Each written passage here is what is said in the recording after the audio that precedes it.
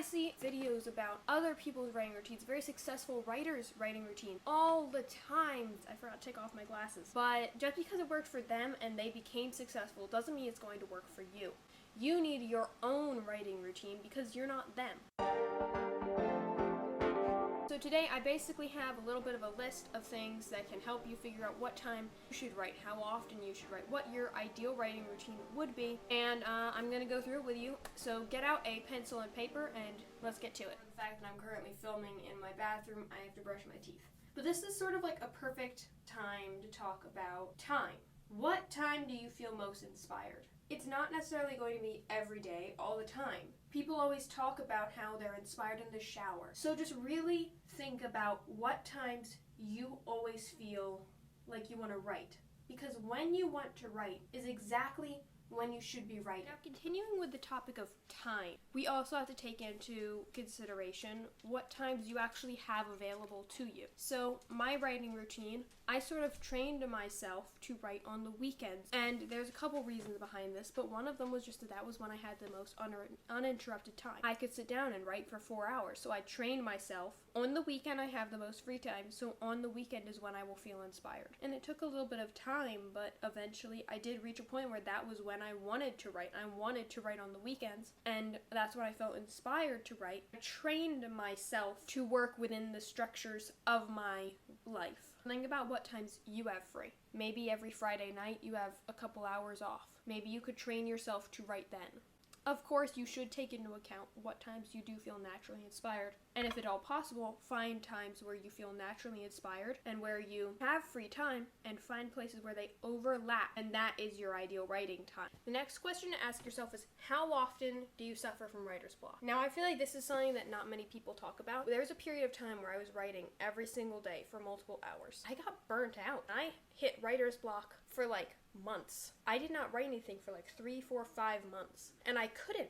I just sat down and it was like nothing. I had nothing in my brain. No inspiration. I had no idea where the story was going. So I feel like burnout should be something that people talk about more in the writing community, and I've never really seen it mentioned. You should think about how often you have writer's block and how often you're writing.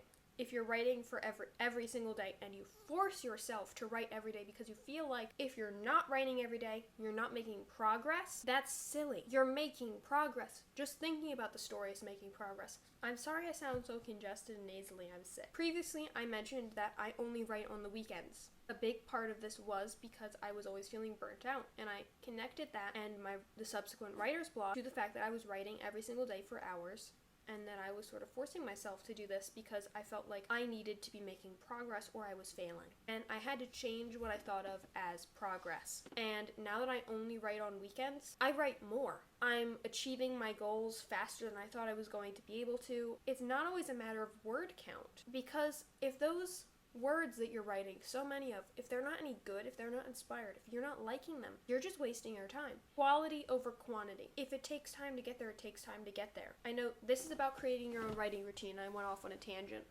But the reason I brought this up is because if you're forcing yourself to write every single day, and you're noticing that you're writing, but you're not really actually making any progress because you have to delete it all because it's not good, maybe you should write less often. So like my routine, I write every weekend because I found that time off in between lets me reset and come back to it with fresh eyes, fresh perspective, and new inspiration. Now, another thing to think about, and the last thing that I'll talk about, is that depending on the stage of your writing, you could stand to write more or less, and that should affect your writing routine. For example, if you are on the first draft of your writing, you should be writing a lot more often than if you're on the editing stage. For more about drafting, I'll link a video up above that I did. So to wrap up, when coming up with your writing routine and what suits your style and writing best, you should think about what time you have available to yourself to write in, what time you feel most inspired, when those two things overlap. Then you should also think about, on the other side of things, what stage of your writing you're at. I'd say the earlier in your writing, the more you could be writing, versus the later in your writing, like editing, the less you could be writing. And then you have to think about how often you deal with writer's block and burnout, again, when those two things overlap. Let me know if this helped you and what you think your writing routine is. I'd love to hear, because I do feel like writing routines can really help you become a better writer, a faster writer, and just make the process more enjoyable and less stressful. It's almost like setting aside time only for writing makes it so you don't feel guilty that you're not writing all the other time, which I used to totally be guilty of.